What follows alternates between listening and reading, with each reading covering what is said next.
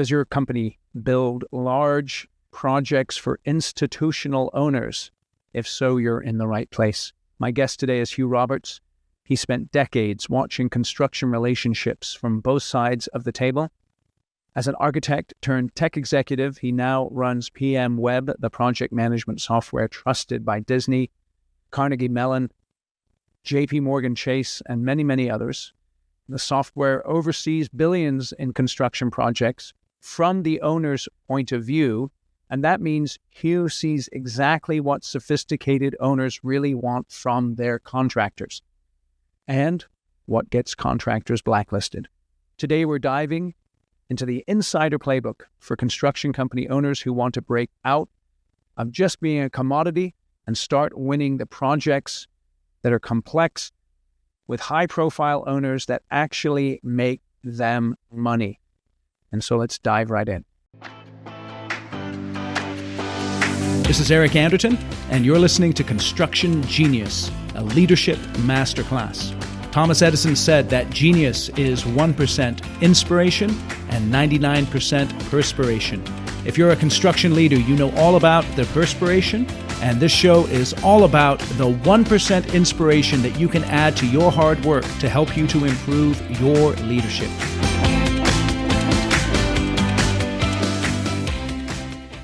Huw, welcome to Construction Genius. Eric, thanks for having me on. Looking forward to a good discussion. Yeah, I'd really like to dive into it. I know that your company, just introduce yourself real quick and your company. I'm interested about that. Yeah, so I'm the CEO of PMWeb, a software company. We make software for owners to manage their construction projects and their portfolios for all kinds of buildings, ranging from universities to airports to financial institutions. And our software interfaces between the contractor and the owner. And I think that interface is maybe an interesting area for us to center our conversation around today. Personally, so last thought, personally, I started my career as an architect and moved into technology and have kind of been connected to construction since one of my first summer jobs doing demolition in a local contractors company. All right. So you were a demo guy, huh? That's fun. Hey, when you're a teenager and you're full of all that energy, swinging a sledgehammer around is a good summer job. Yeah, I always tell my friends I'll always show up for demo day, but don't ask me to do anything creative or constructive. I could always bang down, but I can't build up, huh? Well, you start that way, but yeah. You can build pretty well right now. Right? I'm curious, though, how did you move from architecture to technology? Well, so while I was practicing architecture, my focus became large, complicated projects. So I was running a studio at one of the larger firms in the country, designing hospitals and university buildings and institutional buildings. And hospitals in particular are complex. And at the time, I have gray hair, so it was a while ago, I really believed that computers should make my job easier and should be able to support the process for everybody involved in a better way. So I learned how to code. I learned how to deal with databases and information and applied that to our projects.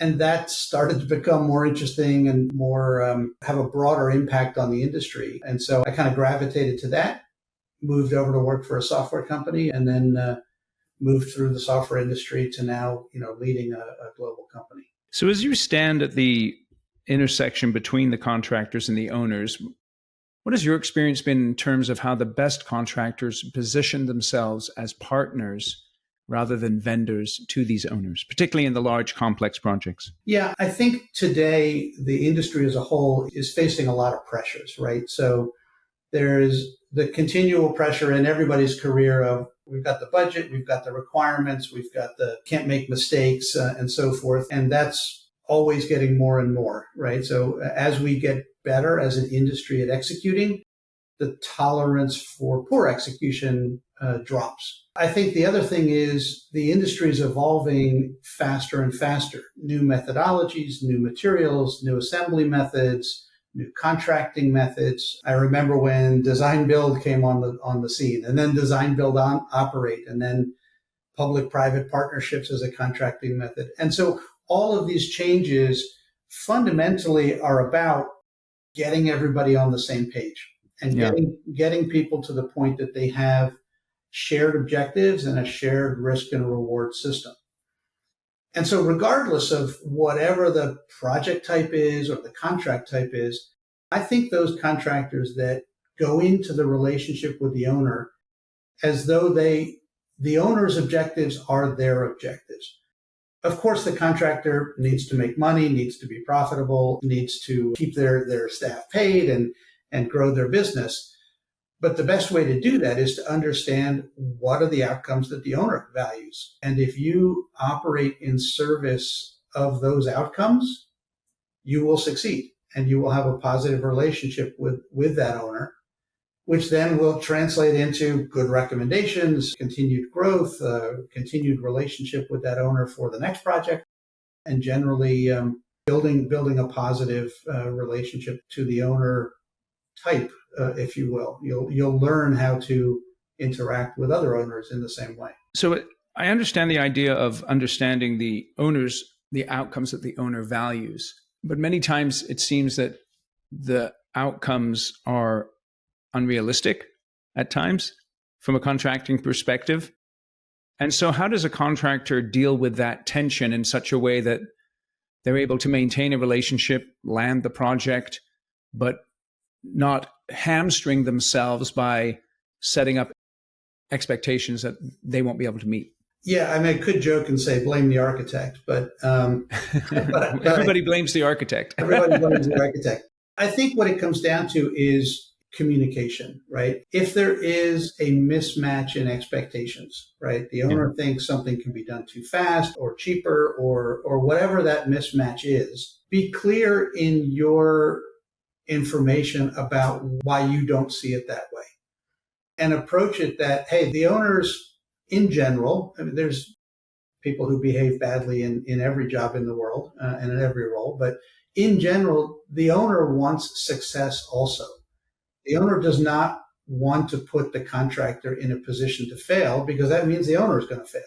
Right. So if you go into it with the attitude that, hey, look, your expectations are not aligned with reality right here, and here's why, and let's work together to figure out how we can prioritize or adjust or adapt what we're doing to get on a track that's going to work. And it might mean that, hey, we're going to do more on this part of the project. We're going to make the lobby nicer with the right material that you want. But in order to afford that, we're going to use a lower grade of tile in the bathrooms, or we're going to delay this work. So proposing a solution that is, again, aligned with those ultimate objectives and not just that one item of contention at that one time is probably the best strategy. As you've been considering various contracting methods and observing people use different ones over the years, in your opinion, what are the top 1 to 2 contracting methods that are most beneficial, particularly in these large, complex projects? Yeah, I think it varies on the nature of the parties involved, but I think in general, I'm kind of a fan of the life cycle relationship. So that could either be it's a design, build, operate, or a build, operate contract, which are not as common these days. But that every project I've seen like that, everybody's kind of automatically on the same page because you can't borrow from the future because it's your future also, right? I think the other aspect is even if it's not the contract, having that relationship with the owner. So if it is an owner, let's say it's a university, and they are managing buildings and renovations and civil works and whatever on their maybe multiple campuses all the time, right? And so have that relationship where you are not only thinking about the project you are contracted for, but you are understanding the larger objectives of the owner. And then you build a relationship that you are doing project after project with them. Back when I was designing hospitals, many of the hospital systems had favored contractors that they had worked with. And it wasn't a contractual model, but it was a trust had been built and a confidence had been built in both directions that was really beneficial. Would you say the design, build, operate method is a good one for contractors in that through the operate part, they're able to make up some money on the back end that perhaps they've given away on the front? I think that's certainly part of it. And I wouldn't say that it's they gave it up and made it back. Yeah. It's a different economic model. And to some extent, it motivates the contractor and the designers to consider those life cycle issues about ongoing energy cost or reconfiguration of the building for a future use and so forth. It also, I think, is maybe a good connection back to technology, right? So in thinking about that life cycle approach to a project or a relationship with an owner, one of the best assets that the contractor has is the information about what was built, right? And that information is super valuable during operations for maintenance and reconfiguration and renovation, and the skills and understanding of how it was executed, not just what it is, but what did it take to make it. And so that is a value that they can bring to an owner, even a sophisticated owner with a very strong internal construction management or project management team. They understand it, they manage it, but they don't do it, right? And so bringing that skill set and expertise and sensibility into the relationship is a really big opportunity in the continuing operations phase for the contractors. Yeah, it's interesting. It sounds like with that particular method that one would have to shift the mindset a little bit as a contractor from, going from one project to the next to setting up a structure within your business to maintain those relationships for those specific projects moving forward. Yeah, and maybe, like a micro example, right? So in picking a piece of equipment or a window or something that you want to install, and you bid with 3 equals and you put in your shop drawings. If you are only thinking about now and the small cycle and not thinking about a owner's outcome relationship and a life cycle relationship, you are going to maximize first cost. So you're going to focus on how can you meet the requirements as cheaply as possible without breaking the rules. And that is fundamentally short-sighted, because that comes back and, it's going to show up later, and you're not going to win a job in the future, or your relationship's going to go bad in the future when that, surfaces. The consequences of those short-sighted decisions surface. Yeah. It's interesting, in any complex project, obviously there's a ton of partnering that should be going on, but the face that an owner presents to the contractor and the contractor presents to the owner is just one face, so to speak. And many times in construction, we talk about we're making sausage, and the client doesn't necessarily need to see exactly how we're making the sausage as long as the sausage tastes good. So what's the right balance between transparency and not overwhelming owners with details that perhaps would disturb them unnecessarily? Yeah, I think, the sausage analogy, we all love that one because none of us really wants to see how sausage is made, but we love eating it. And I think it's maybe not a bad mindset for the contractor. So I'm a big believer that in a lot of things, you always want to center your planning, your activity, your communication, your prioritization around the intended outcome. And if you think of that for your information as well, lead with that. So if there is, hey, the new sausage is coming and this is the spicy one, and so we got to get it right, really share the information that the owner is going to care about in relation to the outcome that the owner cares about. They don't really need to know all of the pieces, but they're going to care about, does it, first of all, meet our requirements? Does it add any value that we hadn't expected because it's better spices or whatever? Is it on time and on cost, the basic stuff? And then what information are we going to need to know for the life cycle going forward? What's its shelf life or whatever? I think I've stretched the sausage as far as I can. Yeah. But I think it comes down to the data that matters to what the owner cares about. If you're talking about which work crew is showing up on Thursday and they've got to move this other piece of equipment out of the way and all that stuff, the owner doesn't care. And it frankly, that oversharing of details can sometimes raise a little red flag with the owner, right? Why are you telling me all that stuff? Are you trying to distract me from the main issue, right? Or at best, it just burns time in the conversation and wastes. There's only so much information that can be absorbed before you have a successful delivery of the information that mattered. Yeah, it's interesting. All right, quick break to talk about my book, Construction Genius. This is what I want you to do. Go to Amazon, search for the book, read all of the 5-star reviews, because there's a ton of them. Over 50 to be precise. And the reason I want you to read them is because real people wrote those reviews who've actually read the book. And it'll give you an idea of why you should go and buy a copy right now on Amazon. And here's the deal.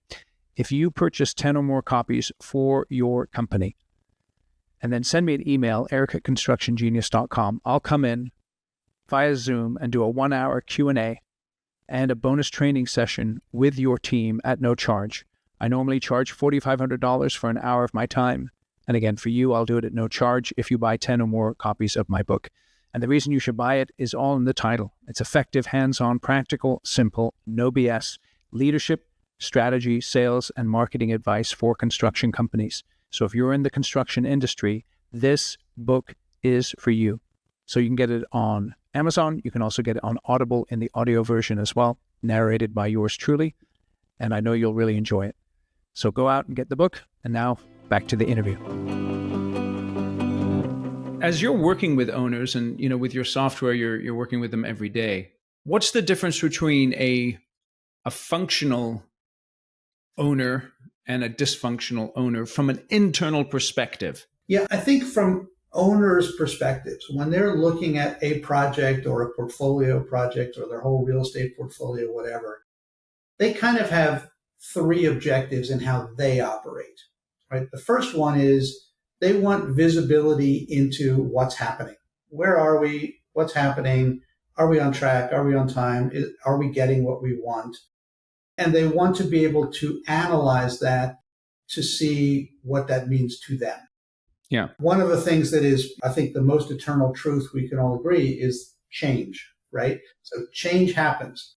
It happens on the contractor side. You discovered a existing condition to deal with, or materials not available or whatever. But it also happens on the owner side, and their objectives can change and maybe impacted by another project that you're not even part of. So they want that information and visibility into that information so that they can analyze what it means to them. And so if the contractor is well connected to that information system, it helps both parties. The second thing that the owner cares about is control and execution, right? So they have a lot going on, just like the general contractor does or any of the subcontractors do.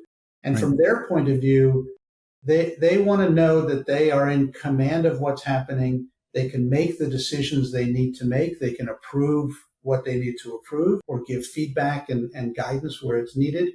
And probably, again, especially in larger owners, not just for this project, for lots of projects. Yeah. I'll go back to my healthcare experience. Those kind of projects have materials standards. They have suppliers for materials because they have to be interchangeable as they manage and operate their facility. And I guess the third thing that the owner cares about is, from their perspective, just like the contractor, they are trying to reach their maximum efficiency in how they work. On their side, just like it's a pain in the butt to make a change order, it's a pain in the butt to review one and approve it and find the budget to pay for it. And so they have the other half of the pain on all these points, and they need to be really efficient at that. And again, that's where information and information systems can come into play, because if the contractor can deliver the information into the owner's system, so the owner is equipped to evaluate the issue, give the recommendation, the feedback, the approval, etc., the owner can be more efficient and therefore get the answers and the information back to the contractor in a faster way. And with that, the owner is trying to automate as much of that as possible. So one of the things that we see is more and more the information standards, the database protocols, the software used, the workflows being defined are becoming contractual requirements that really matter. I think back, 10, 15 years ago, everybody had a CAD standard. You had to deliver CAD drawings. And the owners never really looked at them, and it didn't really matter and whatever. Nowadays, that information standard in the contract for a lot of owners is super real, because it gives them those 3 things that they want, that visibility and analysis, the control and the efficiency and automation that they need to do on their side. So if the contractor is aware of that and you structure that into your interactions, you're going to get the best result from those interactions and you're going to get the answers you want fastest. Well, you're going to get the answers fastest. Whether the one you want is up to a whole bunch of other factors. So speaking of the speed of getting the answers, when we began, you talked about how you moved from architecture to technology. And part of that was because you became sort of a practitioner of technology as you were an architect. As we see the proliferation of AI, which, in effect is a hybrid, again, or another iteration of the technology, software, and those kinds of things. It's obviously different, but nevertheless, how are you seeing AI practically affect these three areas in terms of the way software and technology is being used? Yeah, it's a really good question. And I think maybe I'll preface it with just what is technology in the construction space. I think one of the things throughout my whole career that probably go to almost any conference and you would hear someone cite the statistic that the construction industry is one of the least digitized industries on the planet, but it is the largest industry on the planet. And so here we are spending the most money, having the biggest impact on society, on people, buildings and roads and bridges and tunnels and power plants.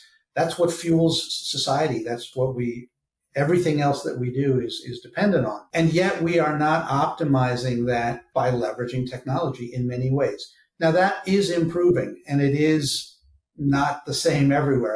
A quote I love is from William Gibson, the author. The future's already here. It's just not evenly distributed. Yeah. And if you look at the construction industry, that's true. There are some construction projects with lots of technology and automation and RFID tags and laser scanning and all sorts of stuff, and even little robot dogs with scanners on the back walking around, right? So it is there, but it's not consistent. And I think today the successful contractors are those that are embracing technology and doing it in partnership with their owners. And I think it's the same for owners, right? So owners that are managing construction projects and portfolios have the same problem, right? They can't just be saying, hey, get the work done and give me a bill. They have to be using technology from their side as well. So that sets up a climate where the digitalization of construction, I think in the past few years, maybe 5 years, all of a sudden has accelerated. And we're seeing more and more utilization of technology. We're seeing more and more construction companies having in-house technology teams and expertise, maybe even writing or commissioning custom software and systems.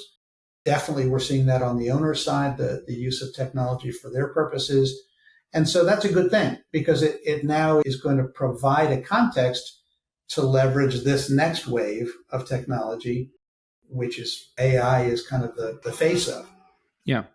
I think as we look at AI, we all remember it's probably less than a year ago when we saw that video of a really bad Will Smith eating spaghetti with his fingers all mutated or whatever. Yeah. Now the visuals that you can get from AI are almost indistinguishable from reality.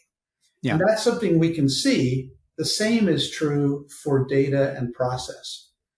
And if we think of AI analyzing a construction project or a change order or a budget, potential there is already really strong.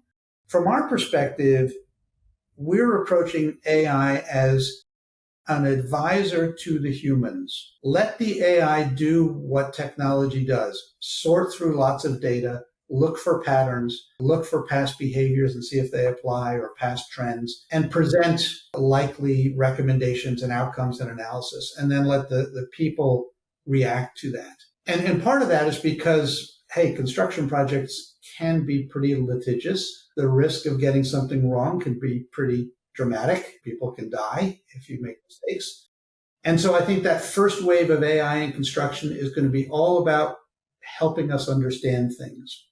And then that understanding helping us speed up and make better choices. But it's not going to be that many years before AI is continued to advance and we start trusting it to actually do things for us. Yeah. But I don't think that I wouldn't recommend that today. Yeah. As a company, how are you employing AI in terms of the way it interacts with your current software? Are you developing your own LLMs or are you using off the shelf ones such as ChatGPT? What's your guys' philosophy and approach on that? Yeah, it's an interesting one. In a way, the AI world is kind of like the Wild West right now. There are so many. They are changing really fast. Yep. Maybe the one you liked 6 months ago is left behind today. Yeah.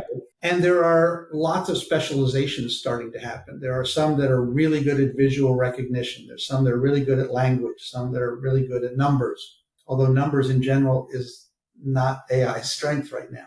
What do you mean by that? Well, so AI hallucinates.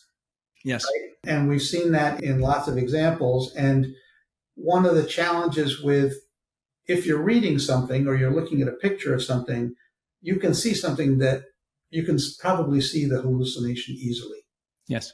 If it's deep in numbers in a database, Yes. in a table, you're not going to see it. And again, the consequence can be huge. I think the approach we're taking is we're going to connect to AI systems and other systems. As I said, our first area is helping with presentation, analysis, visibility. We're launching soon an AI assistant in our system where you can ask questions. You know, what's the trend in price of steel on our projects, or which contractor is always late and which one's faster, or even detailed questions of where are our RFIs getting slowed down in the process. So those kinds of questions that'll be very valuable. But if they're wrong, it's not a disaster, right? And then as we all learn together, you'll be able to ask questions that are more substantial, but your confidence will be lower for a while. Think about the last time you promoted someone into a leadership role and it failed. Why did it fail? I can tell you one reason. People know how to build projects, but they don't know how to build and lead teams of people. Construction comes with its challenges that only insiders truly understand. Generic leadership training doesn't cut it.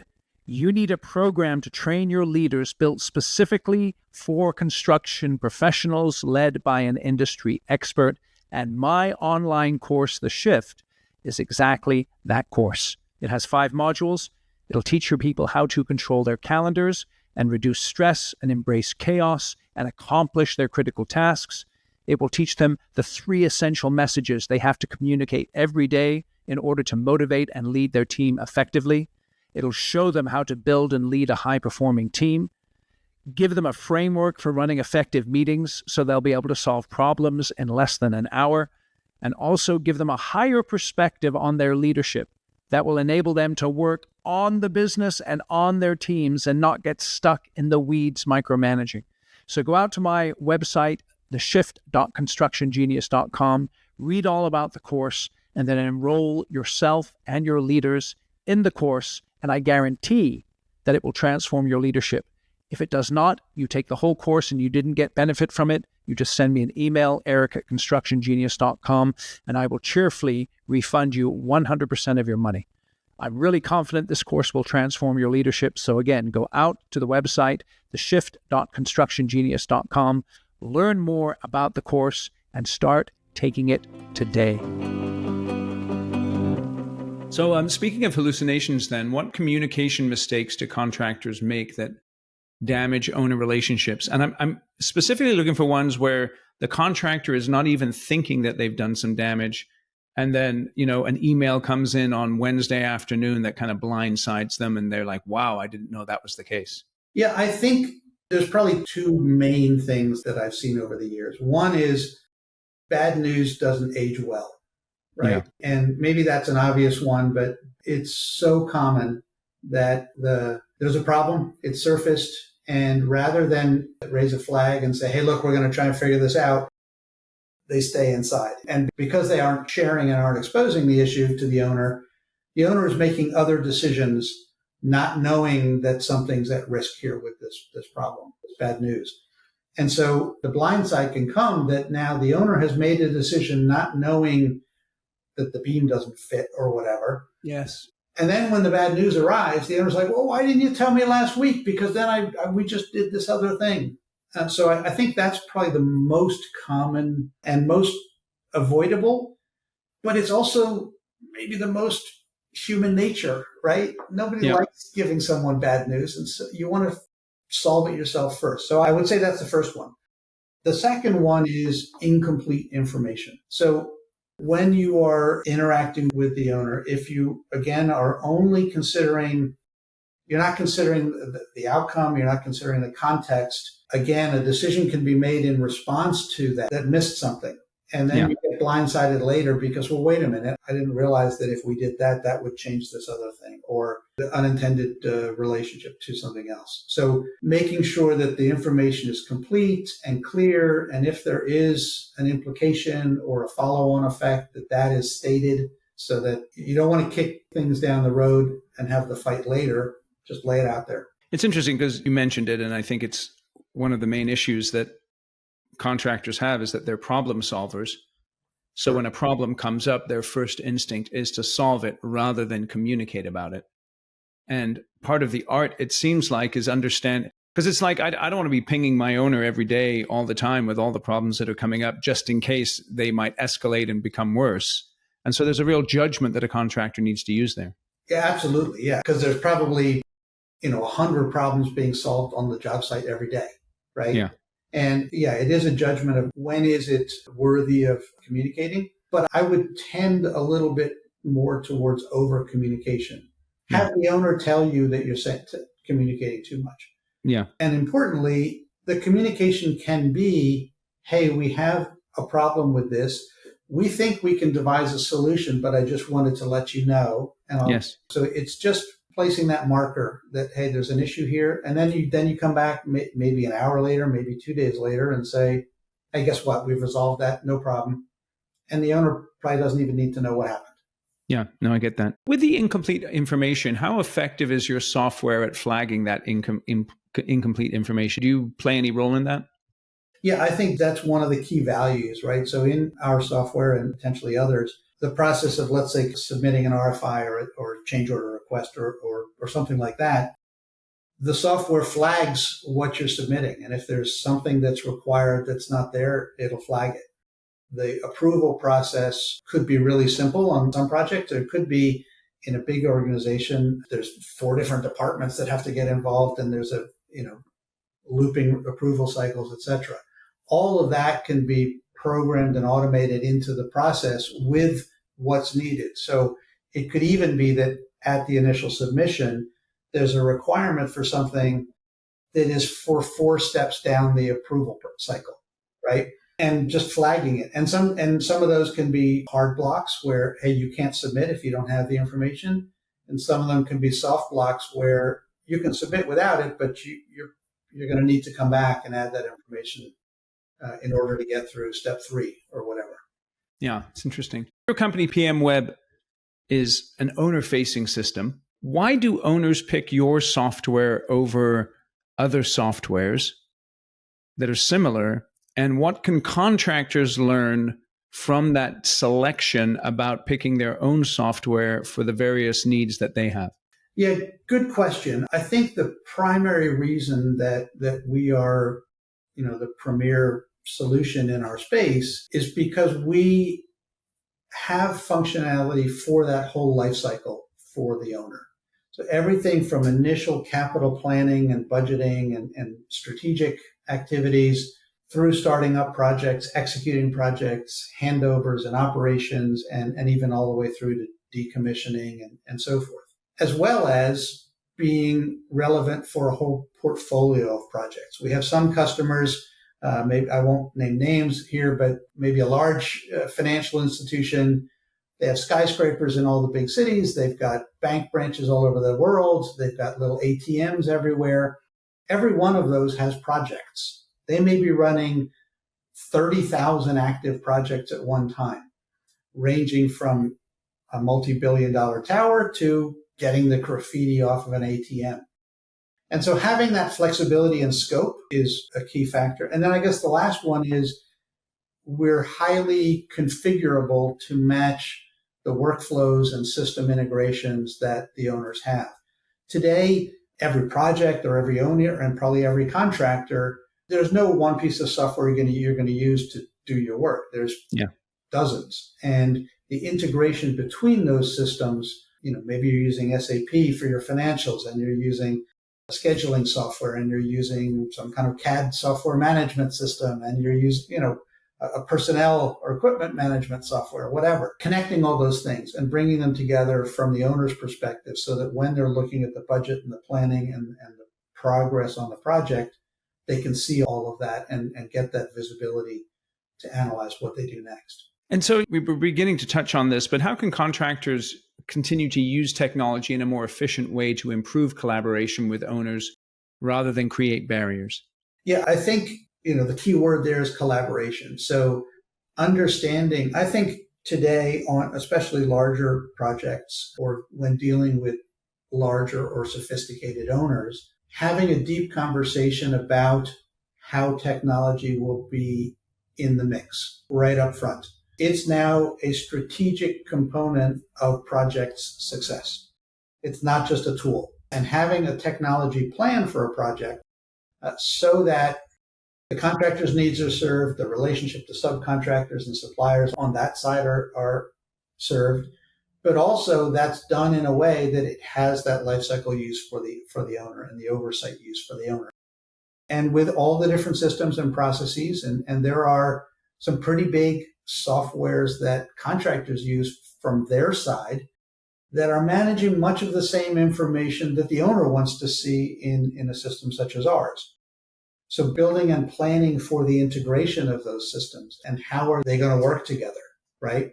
I would say if a contractor is working on a project for an owner that's using our software, that contractor is going to need to use our software, right? And so having an attitude that your workflows as a contractor and your information systems are going to need to be able to interface with various different systems that owners use. And having that flexibility to do that, it may be required, or at least it will give you an advantage in dealing with an owner or winning the job in the first place. Which maybe goes back to an earlier point that many contractors now have pretty sophisticated technology teams in-house. Yeah. And that's part of their mission. That's awesome. So tell us a little bit more then, Huw, about PMWeb and what it is that you do. Yeah, so our software is primarily for owners. There are contractors that use it as well, but it is, as I say, giving that strategic control center for all of your project and portfolio of projects information for that life cycle.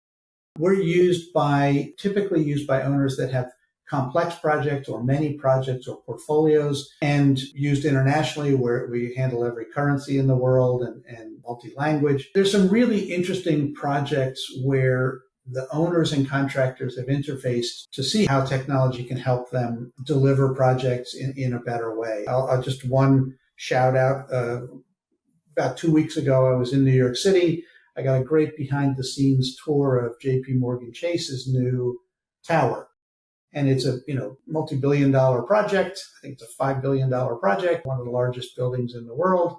And all the information managed in our software. I'm not saying that to brag, but I'm saying the amount of data, the amount of interfaces between different contractors, different suppliers, regulatory agencies, and so forth, and then the whole rest of JP Morgan Chase's interface is a great example of the kind of use of technology that I think the industry is moving to and the kind of work that we do. So looking at JP Morgan, for instance, what are a couple of things as owners that they do best, which helps them to create those great relationships that they have with contractors? And, if there's a couple of things that you've already said, feel free to just reinforce those. Well, I think they and owners like them, they are driving for the big picture outcome, right? And so their example, and that's maybe why I shouldn't have named names to just tunnel in on one, but I think they're the country's oldest bank. They're the biggest bank in the world. Yeah. They know about relationships. They know about longevity. They know about thinking big picture and long term. And they bring that attitude and that partnering attitude to everybody that they work with. And I think that's a key for success that we see all over the place. And leveraging skills, empowering the team, and having a flexibility in the interactions and relationships. Where do you see your company in 5 to 10 years in terms of the development of technology and what you guys are going to be doing in any way that's different from what you're doing now? Well, good question. And I won't tell you everything because... Yeah, right. Oh, you'll have to kill me. I'll tell you. But it's an exciting time in this industry, right? So PMWeb's been in business about 18 years. We have fantastic set of clients, great software, lots of really innovative ways that we apply technology for our customers.